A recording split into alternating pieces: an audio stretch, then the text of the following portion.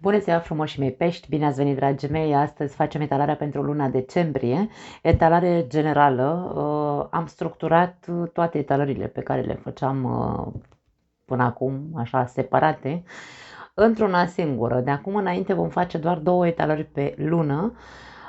Una, aceasta generală, care va cuprinde toate ariile vieții, adică aspectul general al lunii, energia ta, iubirea pentru cei în cuplu, iubirea pentru cei singuri, banii, sănătatea, provocarea, surpriza, toate vor fi băgate în această etalare.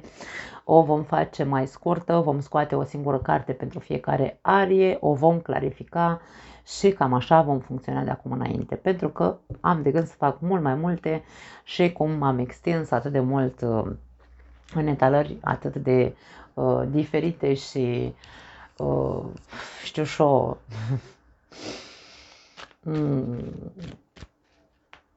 hai să zicem da, nu știu, extinse, nici nu știu cum să numesc, da? Făceam prea separate etalările, m-am hotărât să le pun într-una singură și să vorbim despre tot într-o singură etalare, că nu e niciun fel de problemă, da?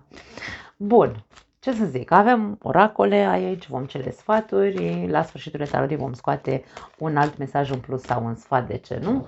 Și cam așa vom funcționa de acum înainte. Începem, dragii mei pești, această etalare este valabilă pentru toți cei care au soare, lună, ascendent sau Venus în pești. Vom începe etalarea cu o carte oracol, să vedem care este aspectul general al lunii decembrie pentru voi.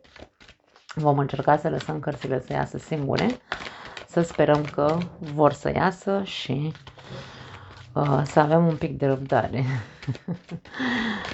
Ok, asta vrea să iasă. Limite avem aici. Aspectul general al lunii decembrie pentru pești este un pic limitant, îmi vine să spun. E o lună poate cu obstacole, cu limite, te vei simți împiedicat să faci tot ceea ce îți dorești, sau poate sunt pur și simplu limitele tale care te împiedică să ajungi acolo unde îți dorești. Hai să vedem, clarificăm, să vedem la ce se referă. Ce vrea să spună acest mesaj? 6 de monede, prima carte. Și mai vreau o carte, ok. Și 6 de spade, 6, 6. Poartă în casă. Da, unii dintre voi, probabil că aici dacă vorbim despre limite din exterior, că tu te vei simți împiedicat să ajungi la o liniște, la un echilibru, să se termine ceva care te-a cam agitat în ultima perioadă, poate că ar trebui să fii un pic atent să vezi cine sunt acele persoane sau ce evenimente sunt care pe tine care nu te lasă să vezi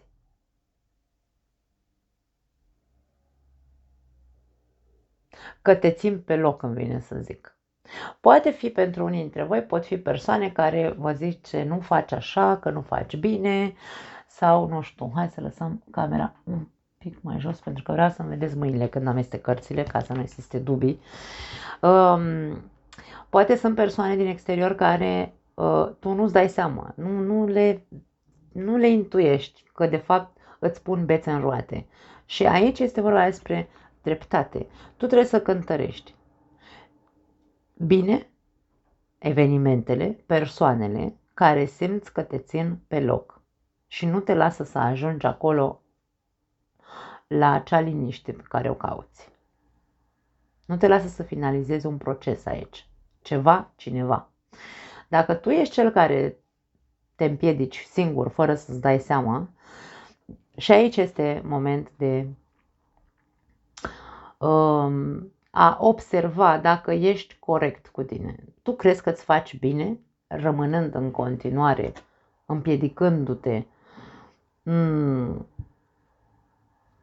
rămânând în continuare în situații turbulente, în evenimente tulburi?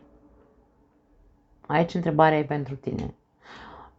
Aspectul lunii decembrie pentru voi este unul în care tu să vezi ce te limitează de ce și cum să pui final acelor limitări.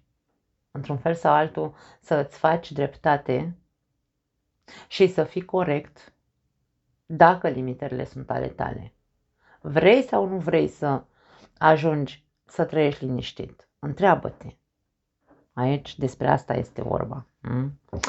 Bun. Trecem la energia ta. A doua secțiune din această etalare este despre tine. Care este energia peștilor în luna decembrie?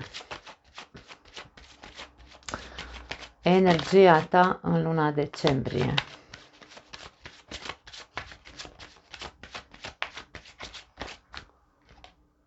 Magicianul, ești pe manifestare, ești pe un nou început, vrei ceva nou în viața ta, vrei să se întâmple un miracol.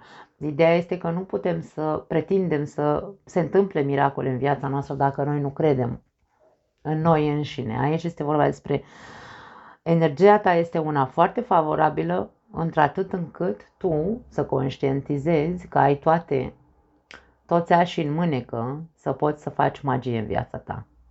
Asta este ceea ce simt să transmit. Hai să vedem cu ce vine magicianul aici. Eremitul e un moment de introspecție în a-ți căuta acele... sunt foarte multe cărți. Hai să le luăm că sunt... foarte interesant. Sunt multe, nu iau atât de multe în general, dar voi fiind ultima zodie, vă fac un cadou. Lăsăm toate cărțile pe masă. Este momentul ca tu să faci introspecția, pentru că vorbim despre energia ta în această lună. Ai un potențial imens să faci orice vrei în această lună, să manifesti tot ceea ce îți dorești, dar nu ai cum înainte să faci o introspecție. De ce? Avem pajul de spade, introspecția către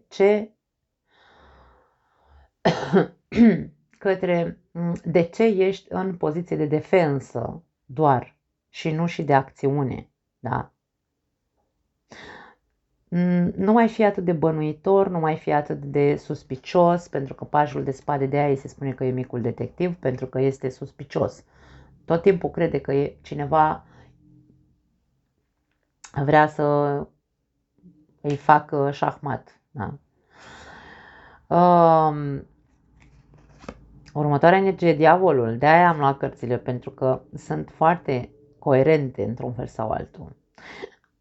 Fă introspecția dacă nu cumva și tu ești într-un fel sau altul agățat aici în ceea ce te limitează, pentru că are legătură cu acele limitări despre care vorbeam la începutul etalării.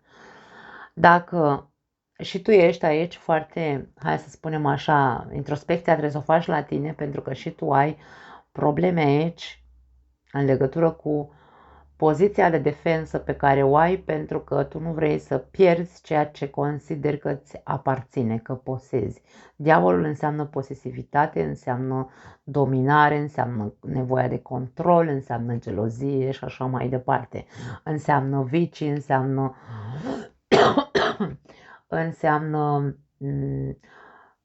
cum se zice, atașamente, legături din astea așa foarte strânse de care nu te poți dezlega. E momentul să începi să faci introspecția în tine, pentru că limitările nu știu dacă neapărat vin din exterior, ci vin de la tine. Tu trebuie să te vezi pe tine cu adevărat. Avem în continuare regina de monede și avem nebunul. Ai toate șansele dacă tu după această introspecție îți vezi toate, hai să le numim defecte dacă vrei, sau toate apucăturile astea de a zice nu vreau să renunț la asta nici în ruptul capului, există o obsesie aici, nu vreau să fac altfel deloc, poate fi o căpoșenie, cum zic eu așa câteodată, nu? Te împiedică să începi un nou capitol în viața ta. Tu ai toate șansele aici să schimbi situația, să-ți schimbi energia dintr-o dată și să începi ceva nou, să începi o viață nouă. Da? Dar înainte de a face asta, ai nevoie să faci introspecția într-un mod foarte realist, în ceea ce te privește. care sunt păsăricile din capul tău, care sunt obsesiile, care sunt legăturile pentru care rămâi în situații, pardon că nu vorbim despre relații, în care rămâi în situații care nu te lasă să avansezi tu ca om, ca personalitate, ca energie, să fii plin de viață, să fii jovial, să fii încrezător, să fii curajos, să fii... Aici e vorba despre o mare, mare, mare încredere că tu... Nebunul înseamnă libertate, că tu te poți elibera de tot ceea ce nu ți este benefic aici cu diavolul în tine, în propria ființă, ca să poți să manifesti o viață liniștită și așa cum liniștită, mă rog, așa cum tu ți-o dorești. Da? Energia ta este una cu foarte mult potențial să faci schimbări imense în tine, să te umpli de curaj, să iei atitudine, să te înfrunți cu curaj demonilor tăi interiori, de ce nu? Dar într-un mod foarte, foarte realist. E ca și cum trebuie să conștientizezi că este vorba doar despre tine, că soluția se află în tine, nimeni din exterior nu te poate limita într-atât încât tu să nu poți să depășești o situație sau un eveniment traumatic. Da? Doar tu poți să faci acest lucru. Ai treabă iarăși în această lună. Bun, trecem la iubire. Hai să vedem, pentru cei care au o relație, să vedem cum arată 7 de monede. Avem prima carte pentru voi. 7 de monede este cartea așteptărilor, este cartea rezultatelor, a investițiilor, este cartea atenției, da, sunt foarte atent, sunt bine atent nu în gardă, ci sunt atent la ce plantez în relația mea, da. Analiză aici, e vorba să analizezi dacă rezultatele pe care le ai în relația ta sunt cele pe care tu ți le dorești. Că de-aia se numește cartea așteptărilor. Este relația ta după cum tu aștepți sau ai așteptat să fie? Culegi acele rezultate pe care ți le-ai dorit? Hai să vedem cu ce vine 7 de monede. 2 de bâte.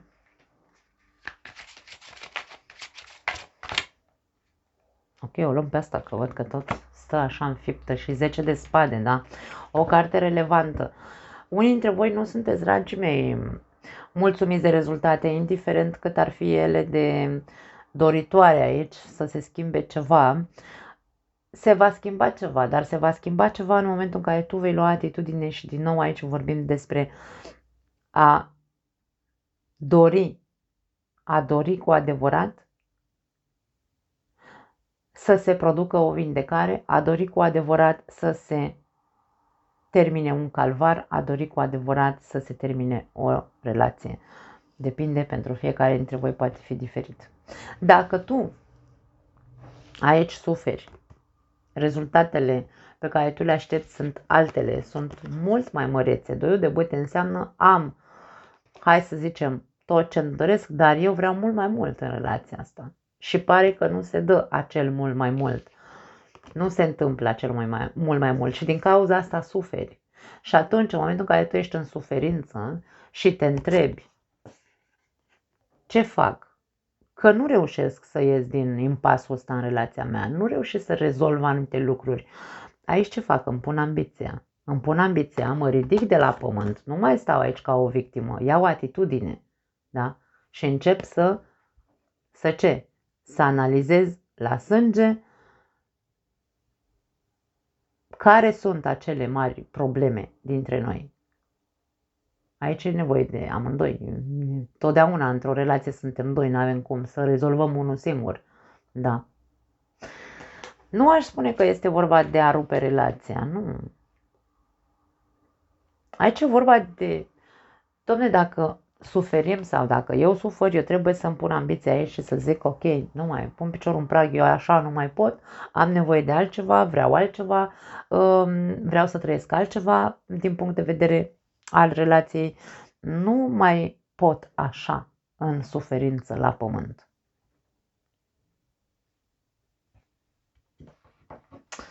Hai să dăm un sfat aici pentru voi.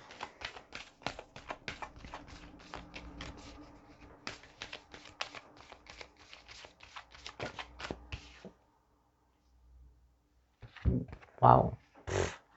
Aici avem mesajul cu iartă.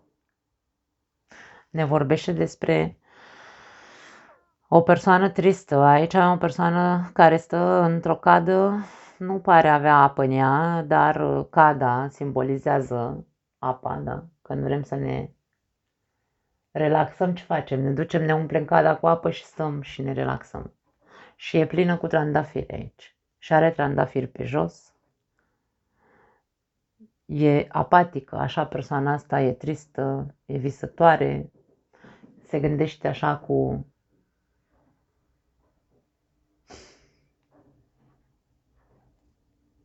sufletul greu într-un fel sau altul aici. Dar aici mesajul este iartă. Nu știu ce s-a întâmplat în relația voastră, nu știu care a fost atât de mare, ce a fost de te-a durut atât de tare. Încearcă să ierți. Poate tu ești cel care aici te limitezi, tu ești cel care încă trăiește în acel coșmar aici cu diavolul, da?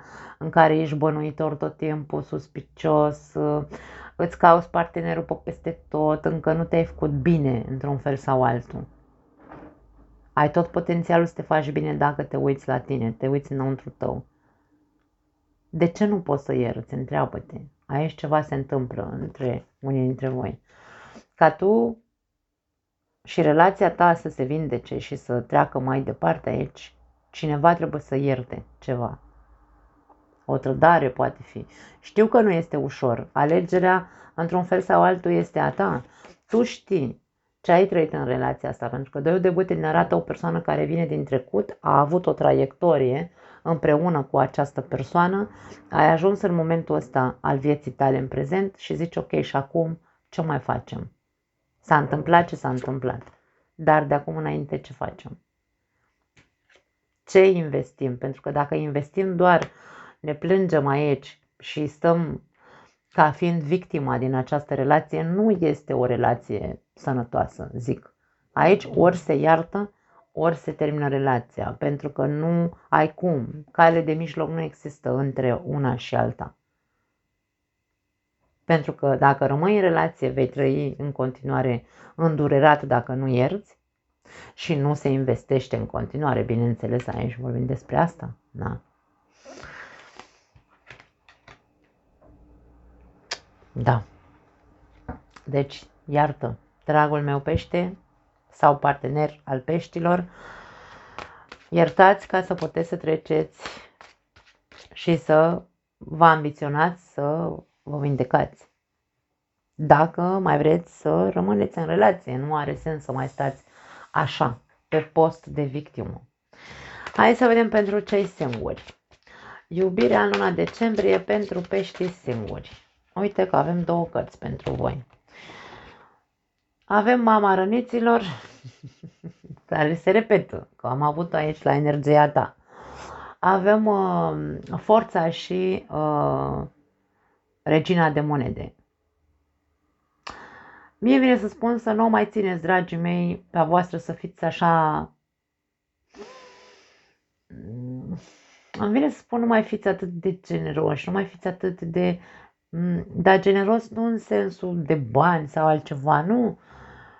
Nu mai faceți pe atât de mult, stați numai în picioarele celuilalt. De aici e vorba despre a renunța odată pentru totdeauna la năravul ăsta, de a face orice pentru celălalt. Vorbim despre cei singuri, știu, poate sună că am luat o raznă. Voi trebuie să învățați și să vă autoeducați.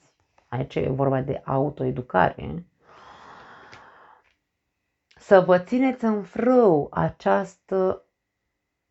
acest nărav de a sta în picioarele celuilalt. Când cunoașteți pe cineva, nu mai faceți de mamă. Trebuie să faceți de femeie sau de, de partener.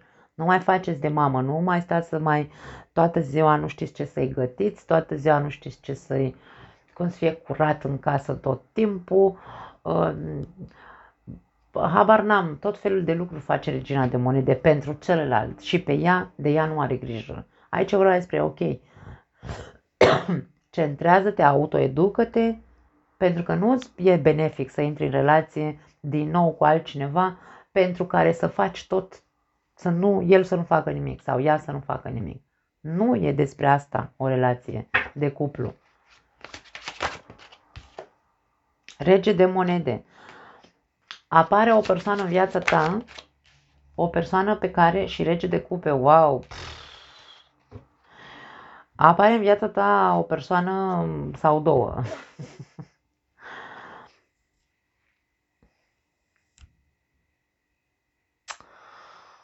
Una este așa, hai să zicem, pe aceeași undă cu tine, dar cealaltă este mai visătoare, mai... Eu pe tine te văd serios în momentul de față. Te văd pregătit să intri într-o altă relație serioasă. Ideea este că tu probabil nu știi să-ți controlezi într-un fel sau altul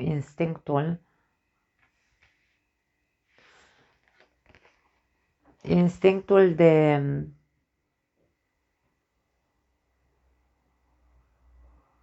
construcție serioasă de la început. Nu intra în relații doar din instinctul de supraviețuire. Nu. Nu căuta să îți alegi un partener care doar să te satisfacă sau să-ți dea o siguranță materială. Nu. E nevoie și de siguranță emoțională. Ai de făcut un proces aici. Unii dintre voi veți cunoaște două persoane, minim una, da? Dar alții dintre voi veți cunoaște două persoane în această perioadă. Și aici e vorba despre dacă tu reușești să faci procesul ăsta de a te autoeduca și a nu mai intra în relație doar dintr-un motiv sau altul sau de în a face în exces pentru celălalt și ții foarte mult cont de tine, vei ajunge să te maturizezi din punct de vedere emoțional și vei ști ce persoană este bună pentru tine și care nu. Vei ști când trebuie să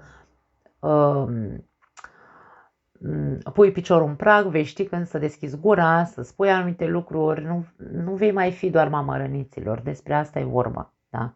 Nu vei mai ajunge să suferi în relații. Una dintre persoane este foarte compatibilă cu tine, regele de monede. O persoană serioasă, o persoană care are, să spunem așa, picioarele pe pământ, capul bine mobilat, cum zic eu, este o persoană independentă pe toate planurile, este și din punct de vedere emoțional este vindecat, o persoană care te poate, să zicem așa, complementa foarte bine sau completa, dacă vrei. Depinde de tine dacă intri conștient sau conștientă în această relație și nu intri din alte motive. Da. Dă-ți voie să cunoști în profunzime această persoană, îmi vine un mesaj pentru unii dintre voi. Sau dă-ți voie să vă cunoașteți unul pe celălalt, cum funcționați din punct de vedere emoțional. Da. Hai să vedem un sfat pentru voi. Un sfat pentru pești. Ai toate răspunsurile. Aici, da, ce să zic, poate accentuează foarte tare ceea ce ți-am spus până acum. Știi ce ai de făcut. În primul rând cu tine, în al doilea rând cu motivele pentru care intri în relație. O să știi ce ai de făcut dacă ai de ales între doi parteneri. Răspunsul e la tine. Avem o persoană care e pe o barcă, are o hartă în mână, este într-o călătorie. Nu știu dacă putem să vorbim aici despre cineva de la distanță, poate unii dintre voi vine cineva de la distanță, unul dintre aceste două persoane nu este de origine română, poate să fie și asta, sau trăiește într-o altă țară și vine acum de sărbători în România, poate fi.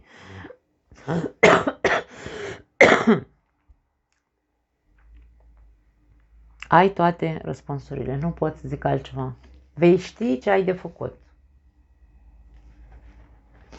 Bun, hai să vedem zona economică, să zicem așa, tot ce înseamnă carieră, finanțe, job, proiecte pentru pești. Ok, a și sărit. As de monede, dragii mei, aici vorbim despre prosperitate.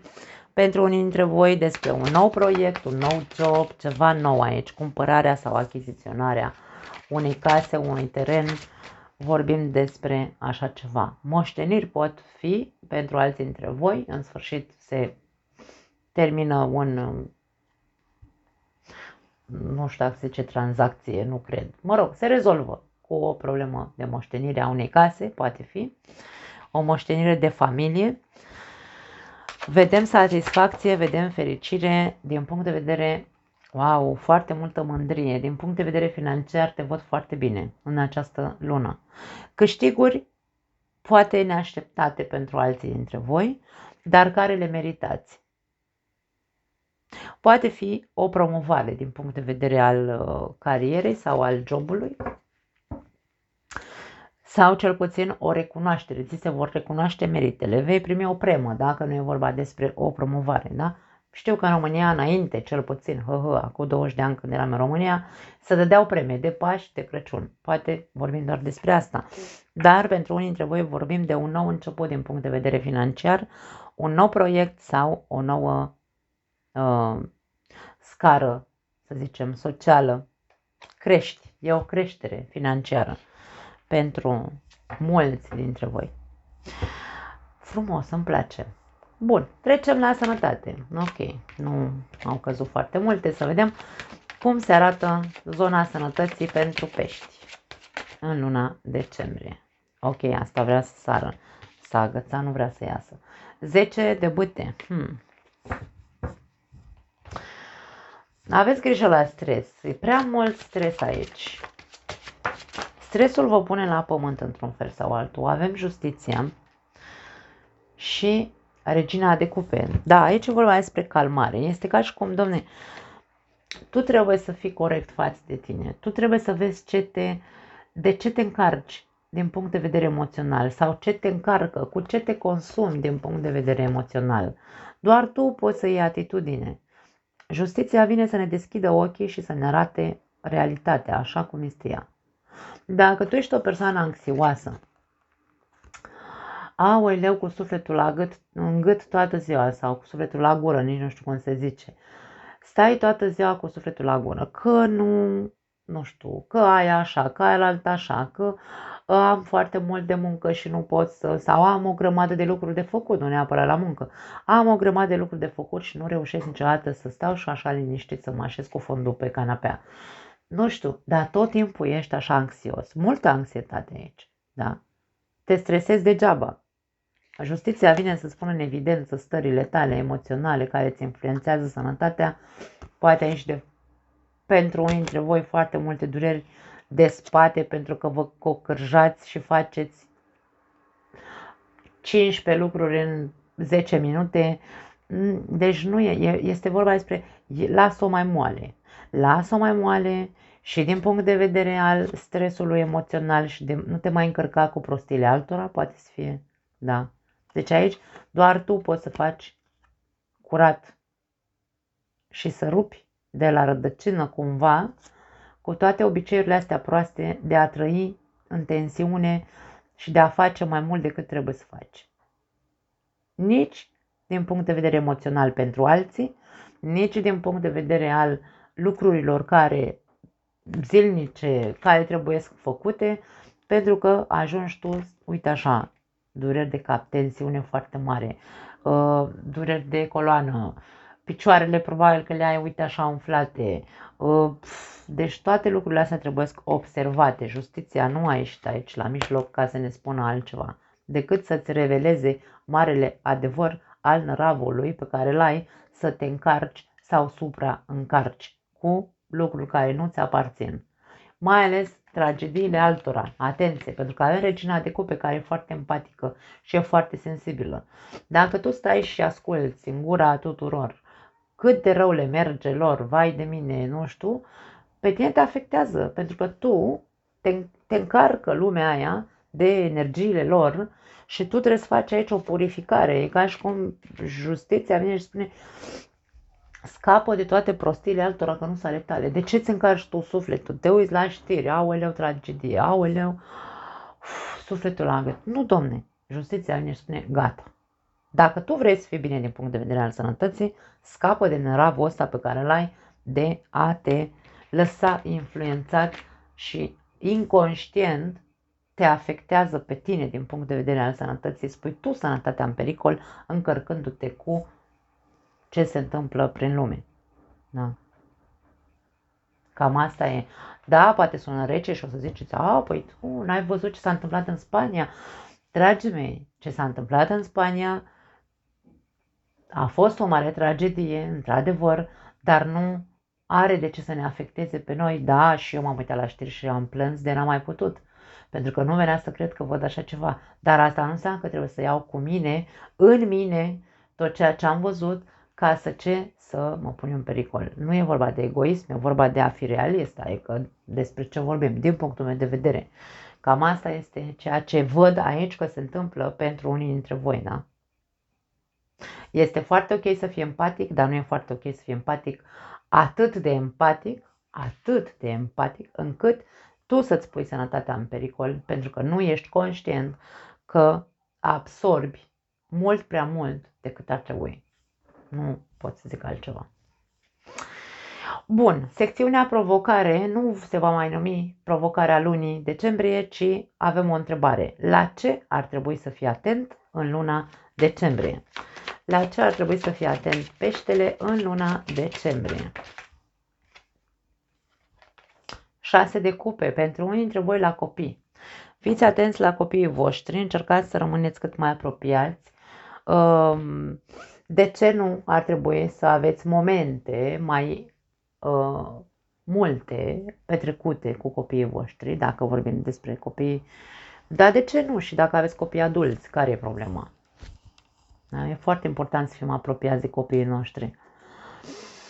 Pentru alții dintre voi este foarte important să fiți atenți în această lună la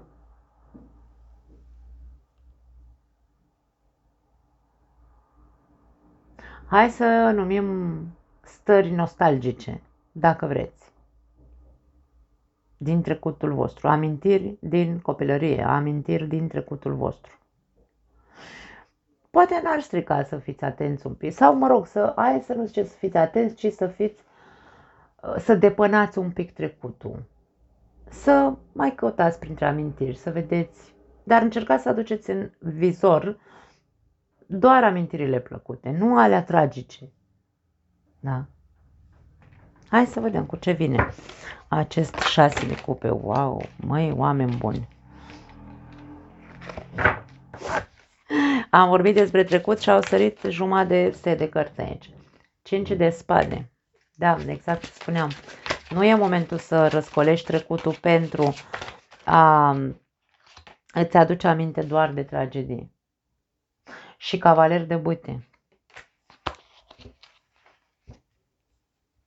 La ce ar trebui să fii atent dacă e vorba despre amintiri, este vorba despre fii atent când îți vine în mintea ta,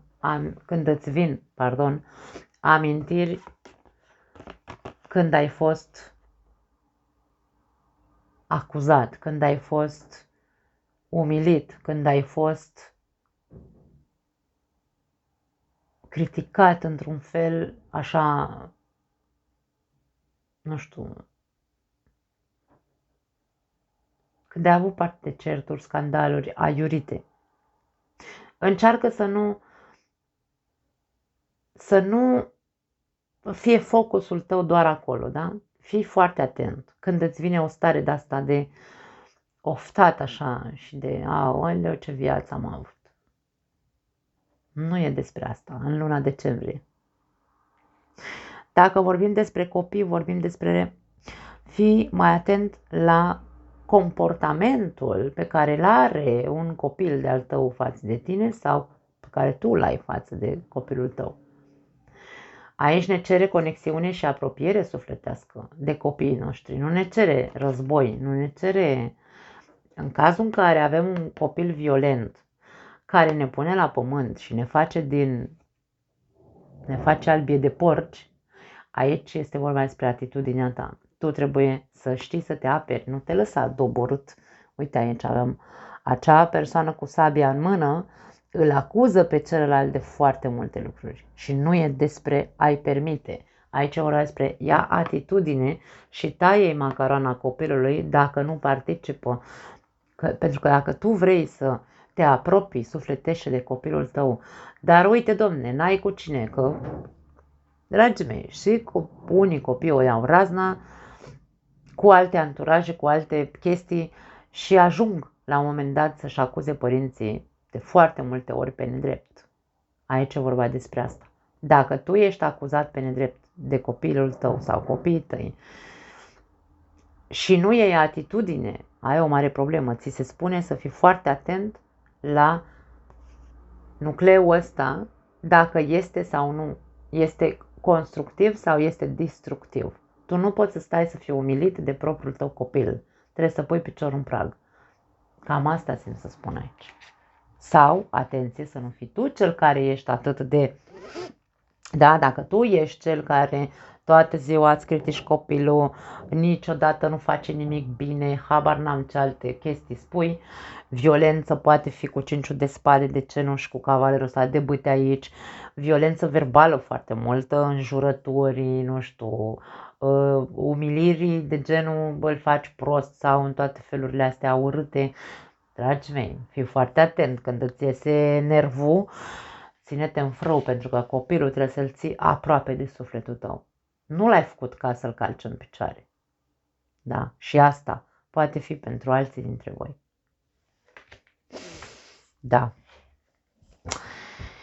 Bun, la secțiunea surpriză, nu se va mai numi surpriză de acum înainte, ci va fi întrebarea de ce lucru va trebui să te bucuri mai mult, da? Sau ar trebui să te bucuri mai mult în luna decembrie.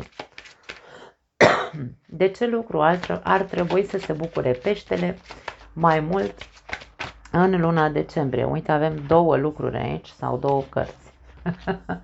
Regina de spade, interesant. Regina de spade și 6 de monede. 6 de monede a ieșit și în prima variantă a etalării. În partea cu limitările. Și aici avem Regina de spade poate fi foarte limitantă. Da. Aici nu e vorba să te bucuri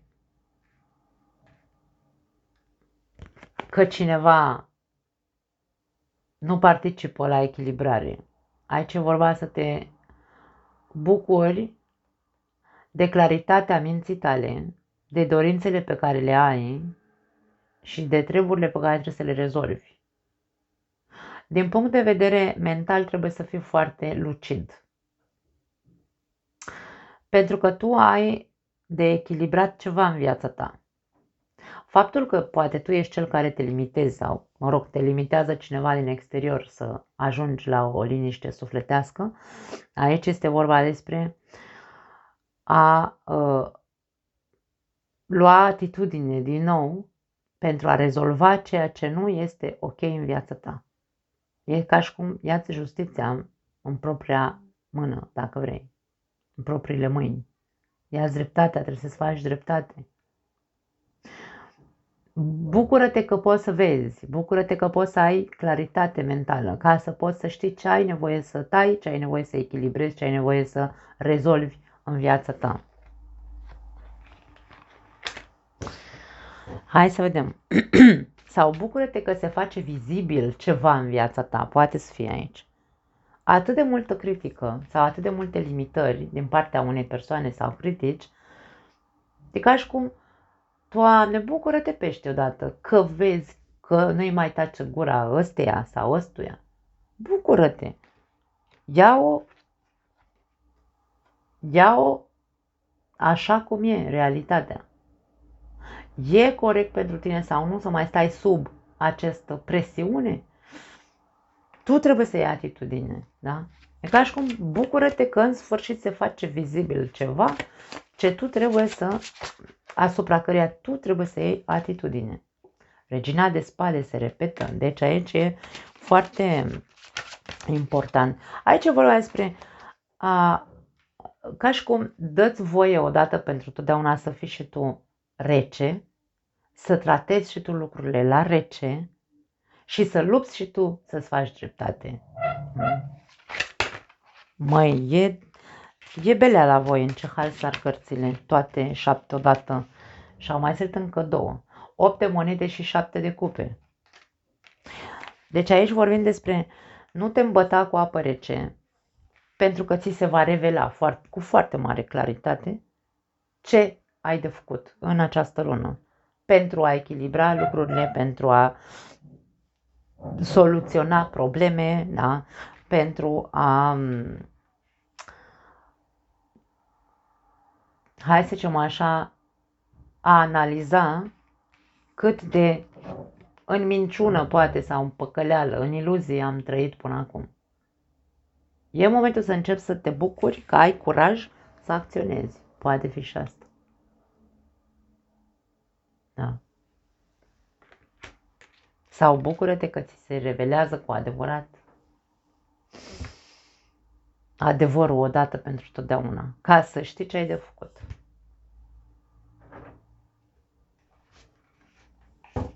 Da, interesant. Hai să vedem un ultim mesaj sau sfat pentru voi. Un sfat sau un mesaj pentru pești, pentru luna decembrie.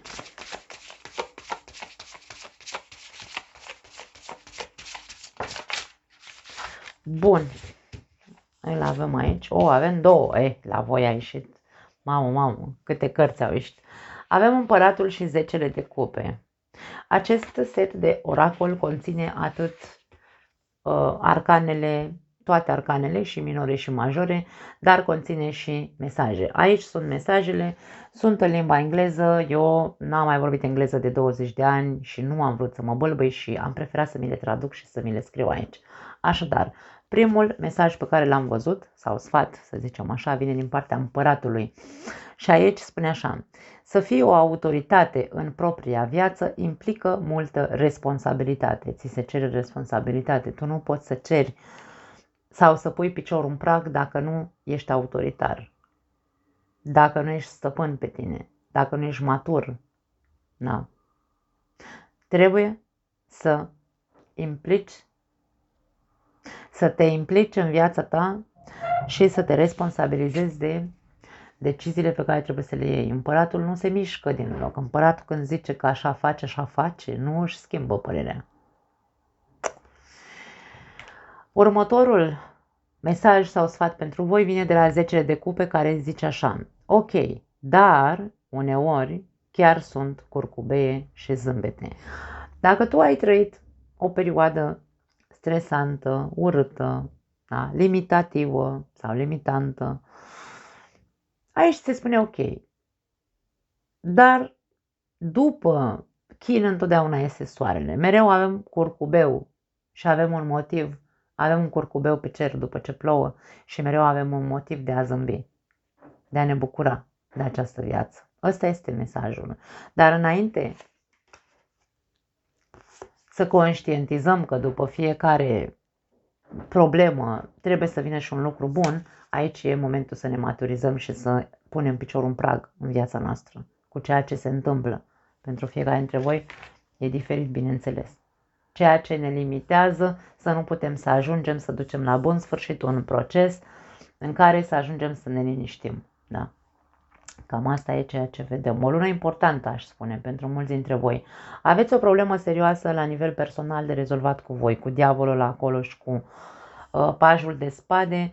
Aveți o muncă de făcut personală, ca să puteți să vă împuterniciți, pentru că aici e vorba de a te împuternici tu. Da. Nu mai am altceva, dragii mei. Vă pup, ne vedem data viitoare. Ciao.